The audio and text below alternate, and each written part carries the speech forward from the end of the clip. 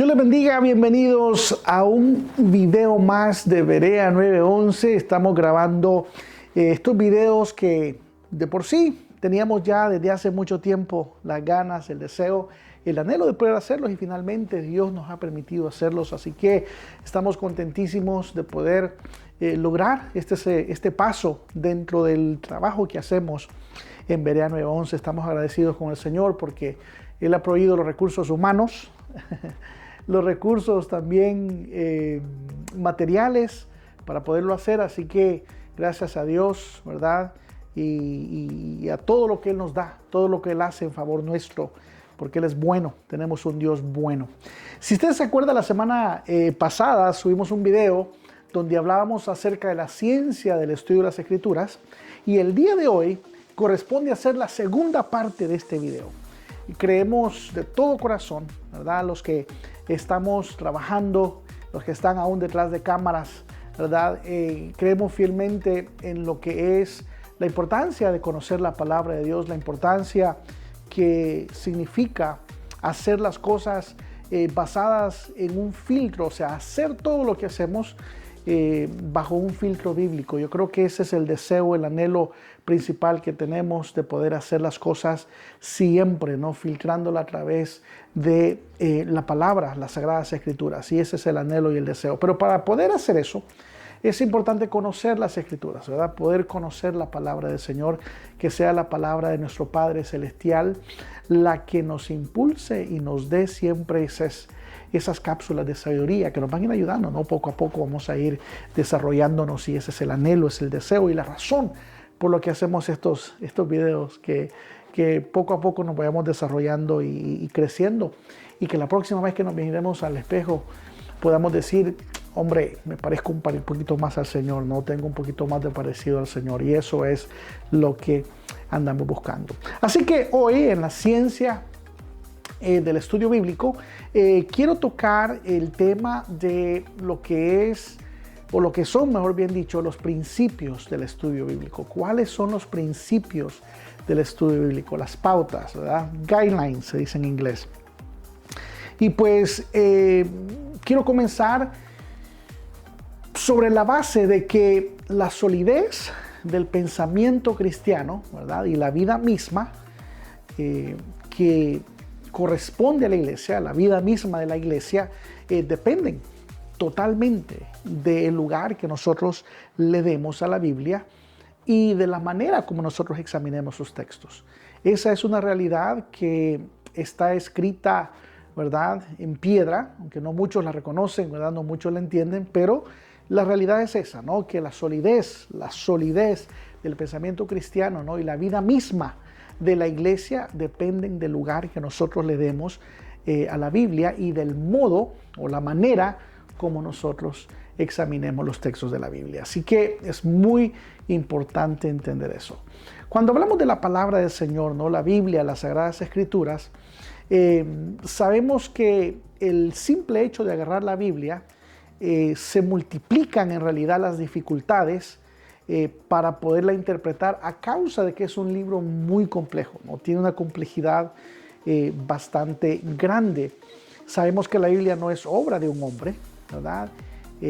Tampoco tiene un punto central en la historia, o sea, la Biblia no se enfoca en un punto central. Por ejemplo, si usted, está hablando de la Reforma, sabemos de que la Reforma se dio en el siglo XVI, entonces hay un punto en la historia donde podemos identificar las costumbres, identificar tantas cosas, porque la Reforma sucedió en ese periodo. Sin embargo, cuando vamos a la Biblia, nos damos cuenta que la Biblia no está escrita en un periodo histórico en particular, sino que la Biblia está escrita a lo largo de unos 1500 años, y pues abarca diferentes puntos históricos en la historia, valga la redundancia, y eso la hace un poquito más compleja, ¿verdad? La hace un poquito más complejo. Entonces, a esto le debemos de añadir también la diversidad de autores, la diversidad de estilos, de géneros, más que todos los géneros literarios que tienen que ver con la Biblia.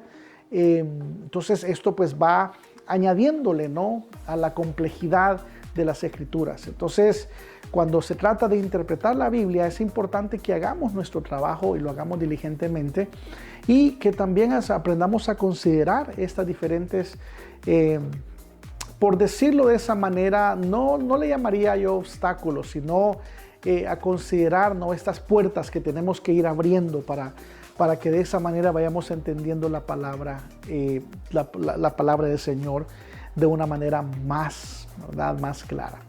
Si alguien me preguntara a mí qué es lo más importante en el estudio bíblico, si alguien me dice, Alex, dime qué es lo que tú consideras que es lo más importante cuando yo abro la Biblia. Usted viene, abra la palabra del Señor y usted dice, bueno, ¿qué es lo más importante? Yo creo que lo más importante en todo estudio bíblico es la contextualización, ¿verdad? La contextualización.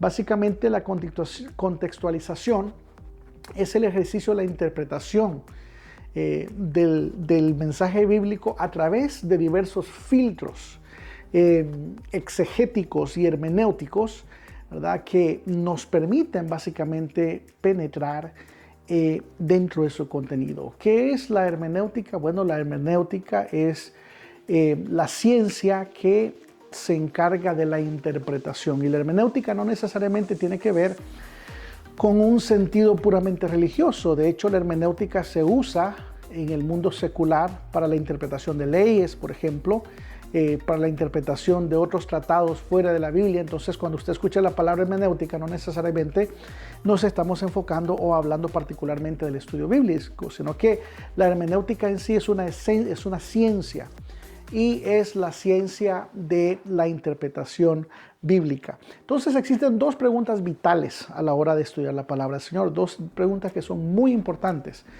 cuando abrimos la Biblia, ¿verdad? Primeramente, la primera pregunta que tenemos que hacernos es, ¿qué quiso decir el escritor bíblico a los destinatarios originales, a las personas que originalmente la Biblia fue escrita? ¿Qué quiso decir el escritor al grupo de personas que originalmente recibirían ese texto bíblico? Esa es la primera pregunta. La segunda pregunta que tenemos que hacernos es, ¿qué nos dice ese mismo texto a nosotros hoy en día, ahora mismo? ¿Verdad? El mensaje original a los destinatarios originales, y cuál es el mensaje que la Biblia tiene para mí hoy en día, en este momento, hoy. Entonces, la contextualización básicamente es situar el texto bíblico dentro del ambiente histórico. Esa es la contextualización, ¿verdad?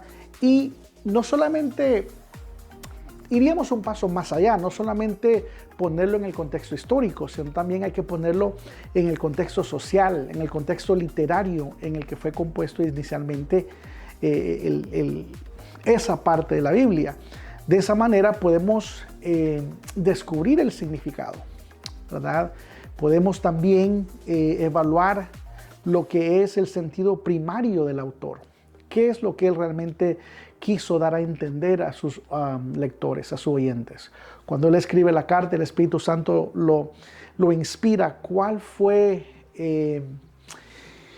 por decirlo así, el sentido original, el sentido primario que quería dejar en el corazón de sus oyentes? Eso es por ahí se van manejando primero las cosas. Luego, ese mismo texto que agarramos de la Biblia, ese mismo texto que estamos estudiando, que estamos mirando en ese momento, tenemos que filtrarlo a través del ambiente en el que vive el lector o el destinatario actual, o sea, el aquí, el ahora, en este momento.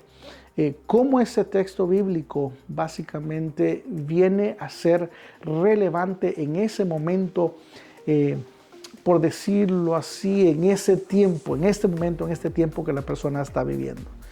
Entonces, dentro de un texto bíblico hay ciertas cosas que tenemos que considerar, que hay dentro del texto bíblico. Entonces, cada texto bíblico contiene por lo menos una de estas características, y es muy importante notarlo. O sea, cuando usted abre la Biblia, lee un verso bíblico, el verso bíblico en sí que usted está leyendo contiene una de estas 4 características, y es muy importante recordarlo cuando la próxima vez que leamos la palabra del Señor. Número uno es el sentido literal histórico, ¿verdad? ¿Cuál fue el sentido literal histórico donde estaba escrito ese verso bíblico?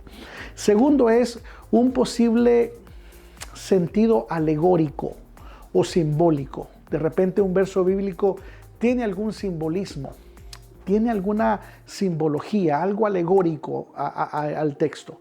Por eso hay que tener mucho cuidado y revisarlo, porque eso puede llevarnos a malinterpretar dicho verso bíblico. La tercera cosa que tenemos que tener cuidado es cuál es el sentido típico del verso. En otras palabras, sería el sentido cultural. ¿Cuáles eran las normas culturales que regían en ese momento? ¿De qué manera el ambiente cultural influenció al escritor cuando escribió el texto, ¿no? Y el cuarto punto sería el sentido pleno del texto, o sensus plenior. El sentido pleno es una parte muy importante dentro del texto bíblico, porque lo que sucede con el sentido pleno es que puede ser que cierta revelación que pudo haber estado oculta al mismo autor humano en ese momento. O sea, cuando él escribió el texto, cuando el Espíritu de Dios a él lo inspiró, es muy posible que gran parte del contenido, específicamente si es un texto profético, por ejemplo, la gran parte del contenido de ese texto estaba básicamente oculto al escritor mismo, ¿verdad? Sin embargo, el sentido completo de ese verso, pues obviamente estaba en la mente y en el corazón del autor principal, que es el Espíritu Santo, ¿no? Y que él estaba seguro que a su debido tiempo ese texto sería revelado a su debido tiempo. Entonces el sentido pleno es muy importante, porque el sentido pleno quiere decir que ese verso de repente pueda tener algún mensaje que no fue revelado en ese momento, pero sería revelado en generaciones más adelante, años o milenios más adelante, ¿no? Centenares de años más adelante. Existen muchos pasajes dentro de la Biblia, existen muchos pasajes dentro de ella donde el sentido de muchos de estos textos tardaron mucho tiempo en ser revelados, ¿verdad? Entonces, de hecho, hay versos que no fueron revelados sino hasta la llegada de Jesucristo. De hecho, gran parte de la profecía del advenimiento de Cristo no se reveló en ese momento específicamente a los profetas del Antiguo Testamento, sino que gran parte de esos versos que tenían que ver con el advenimiento de Cristo, pues se revelaron o se dieron a ver o llegaron a hacerse una realidad o a materializarse, mejor bien dicho, en lo que fue el Nuevo Testamento. De hecho, hay un verso bíblico donde Jesús mismo le da el sentido pleno o revela básicamente ese verso, y es el verso que se refiere a él. Por ejemplo, allá en Lucas capítulo 4, del verso 16 al 19, encontramos aquella porción donde dice, donde el Señor ya llega a la sinagoga y él dice: el Espíritu del Señor está sobre mí, por cuanto me ha ungido para dar buenas nuevas a los hombres. Dice, me ha enviado a sanar a los quebrantados de corazón, a pregonar libertad a los cautivos, darle vista a los ciegos, dice, a poner libertad a los oprimidos, dice, y predicar, ¿verdad?, el año agradable del Señor. Todos sabemos que ese versículo está repetido en Isaías. Los que hemos leído la Biblia, hemos tenido el privilegio de leer la Biblia, sabemos que este es un versículo que ha sido repetido o está repetido en otra parte bíblica, y es allá en Isaías capítulo 61, verso 1 y verso 2. Ahí está de nuevo, dice, el Espíritu de Jehová está sobre mí, porque me ungió Jehová, me ha enviado a predicar buenas nuevas a los abatidos, a vendar a los quebrantados de corazón, a publicar la libertad a los cautivos. Y así consecutivamente, cuando Jesús llega y entra a la sinagoga, lo primero que él hace es, le habla al encargado de la sinagoga, porque pues en ese tiempo las personas no tenían Biblias como tenemos nosotros. Nadie tenía Biblias para llevarse a su casa, nadie tenía escritos porque eran carísimos. Tener una Biblia era carísima. Acuérdense que las Biblias se escribían a mano, letra por letra, no habían fotocopiadoras, no había. Entonces, los libros de la Biblia estaban escritos en pergaminos, o sea, en pieles de animales. y eran preservados y guardados en la sinagoga. Entonces lo que sucedía es que la gente el fin de semana o el día sábado iba a la sinagoga y pedían que se les abriera o se les leyera. Por ejemplo, alguien decía, queremos escuchar el libro de Ezequiel. Entonces ya venía el encargado de la sinagoga, iba a buscar dónde estaba Ezequiel y sacaba el pergamino, ¿no? Que el pergamino era pues bastante grande, enrollado en una madera, lo enrollaban y ya lo abrían y ya la gente escuchaba el libro de Ezequiel. Y lo que sucedía es que en esa cultura las personas trataban de memorizarse la Biblia porque no se la podían llevar a su casa, ¿no? Entonces existía la cultura de la memorización. Entonces Jesús llega a la sinagoga, pide el libro de Isaías y lo primero que él lee para comenzar su ministerio, este fue al principio de su ministerio, es que lee el capítulo número 61 de Isaías, donde se revelaba pues su identidad, quién él era, para qué había venido y cuál era su ministerio aquí dentro ¿verdad? En esta tierra.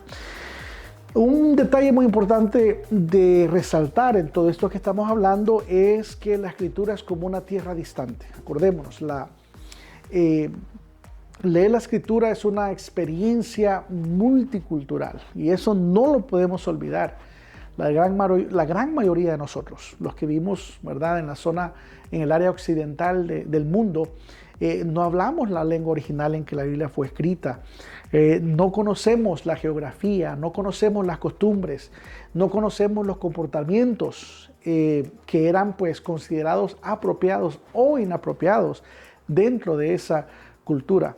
Entonces, todo el estudio de la Biblia, óigame bien, si hay algo por lo cual usted tiene que recordar este video, es que todo el estudio de la Biblia, absolutamente todo el estudio de la Biblia, debe respetar el aspecto de la contextualización.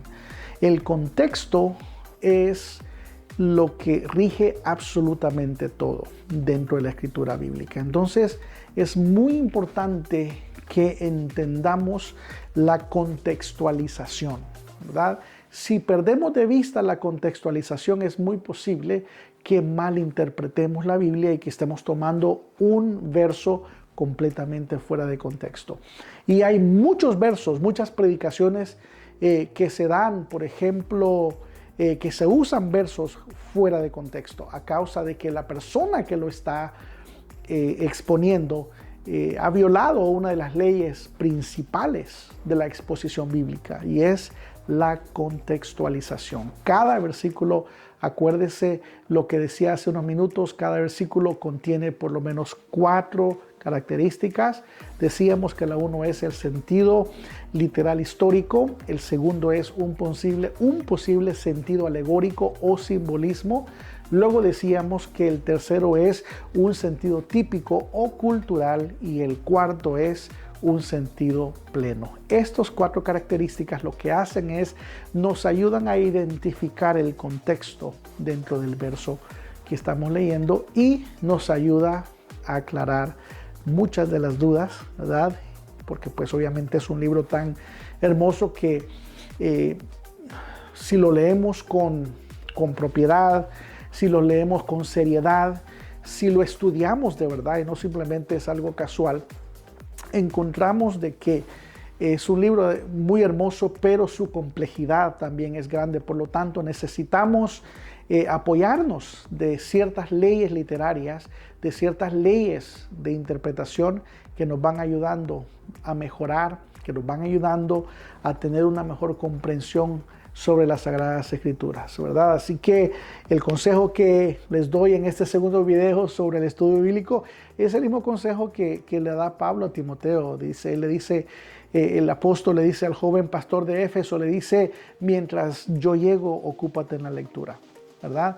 Pero es necesario que el que desea obispado sea hallado pues una persona recta, ¿no? Que tengamos nosotros esa cualidad de poder trazar bien la palabra, que tengamos pues ese deseo de poder hacer las cosas bien, porque eso es muy importante, ¿verdad? Para nosotros, para el cristiano, para el creyente, es muy importante.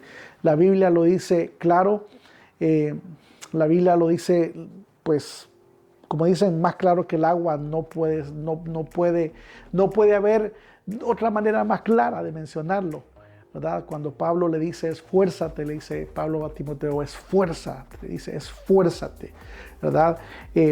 Para poder presentarte, dice, delante, ¿verdad?, de Dios y recibir su aprobación. Sé un buen obrero, le dice, sé un buen obrero, alguien que no tiene de qué avergonzarse. Y estas palabras son mis favoritas, que explica correctamente la palabra de verdad. Esa versión me encanta, que es la nueva versión internacional, dice, explica correctamente la palabra de verdad.